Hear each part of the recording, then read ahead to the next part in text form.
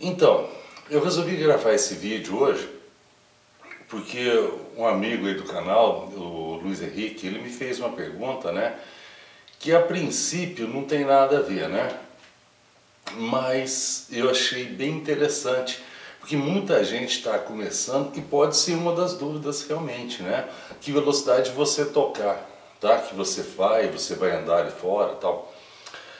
Então, independente do que eu fale aqui, tá, contar um monte de coisa ou falar da velocidade, vocês vão andar na velocidade que vocês quiserem. É isso que vai acontecer. Não importa o que eu diga. Então, mas então por que eu estou gravando esse vídeo? Porque eu quero passar um pouco das experiências que eu tive em relação a isso lá. Isso vocês podem somar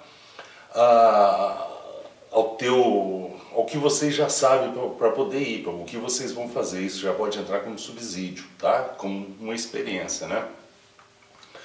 Porque a primeira coisa que eu quero falar, gente, é o seguinte: não se prendam a essas coisas, tá? Eu vou andar 120 porque o Paulão falou que tem que andar 120.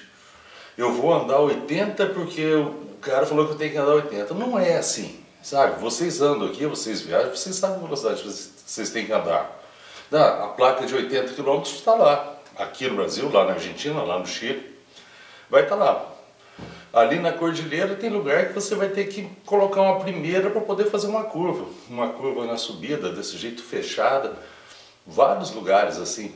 Como tem retas imensas no deserto, que você colocar 200 lá é pouco, entende? Então não tem como eu falar a velocidade média, a velocidade básica, tudo. Eu vou falar o seguinte: as velocidades que eu gosto de viajar são o seguinte, tá? Eu não gosto de forçar o motor da minha moto. Não gosto. Primeira coisa que eu penso é nisso, né? Porque você vai fazer uma viagem longa, você já não quer sair daqui esgoelando tudo. Então, com a XRE, eu ando entre 105 e 115 km por hora. É isso que eu faço geralmente. Que eu vou andar 130, 140, posso andar, vou fazer uma ultrapassagem, ter uma descida, vou chegar em algum lugar, posso andar. Mas a minha média é essa, é 105, 115. Que ela fica numa rotação ali entre 6 e 7 mil, né? O motorzinho dela vai até 9 mil. Então eu acho que é uma velocidade confortável para andar com ela. Com a BM, que tem bem mais força, né? Eu gosto de andar entre 110 e 130. Então cada um tem a sua velocidade, sabe? Tem um ponto que você se sente bem nisso. É nisso que você tem que focar, né? E é claro, o teu objetivo é olhar a paisagem, é passar assim e ver uma montanha com neve lá no fundo. Se você estiver a 180 por hora, você não vai ver essa montanha, você fica olhando ali a faixa do asfalto, não é verdade? Então, e também, claro, cuidar, né? Porque os perigos que tem aqui, tem lá, e os perigos aqui você conhece, lá pode ter alguns que você não conhece, né? Não conheça.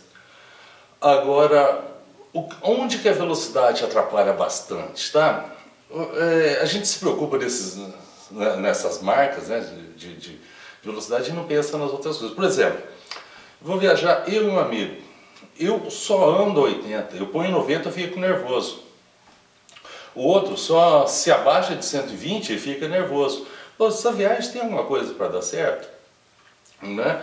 O de 120 vai pegar, disparar, e o outro vai ficar andando sozinho aqui. Então serão duas viagens, dois pilotos solitários nessa viagem. Então foge um pouquinho do lance de você viajar com um companheiro, né? Porque um vai te esperar, espera uma hora, o outro lá. Eu não acho isso certo, eu acho que isso acaba desgastando, né, a convivência durante a viagem. Agora, na Argentina a gente tem alguns problemas, vocês sabem disso, né? Me pegaram uma vez só lá, né? Foi ali em Correntes onde fiz aquele vídeo. Mas, por exemplo, a Ruta 14 tem problema. Uma vez a gente estava lá embaixo, bem na Patagônia, indo de Rio Gallegos a El Calafate, onde tem aquela geleira Perito Moreno. Ali são mais ou menos 300 quilômetros. A 150 quilômetros, bem no meio ali, tem um posto de gasolina ali. E hoje, onde a gente abastece, todo mundo abastece ali, né? Aí o que acontece? A gente saiu de Rio Gallegos e logo um pouco meu amigo pegou, ele estava puxando, eu estava lá atrás, fechando a fila, né? Aí ele começou a andar 80 por hora. E começou então, e não aumentava isso. Tal. Aí eu peguei, saí, fui lá na frente, fiz até assim pra ele, que eu tava dormindo. Aí ele fez para que eu me acalmasse, fez só para que eu acalmasse. Eu voltei lá pro fundo e fiquei. Aí que eu fui perceber, ele já tinha visto, muito antes de mim, tinha um carrinho da polícia, ali tinha placas de 80 km por hora.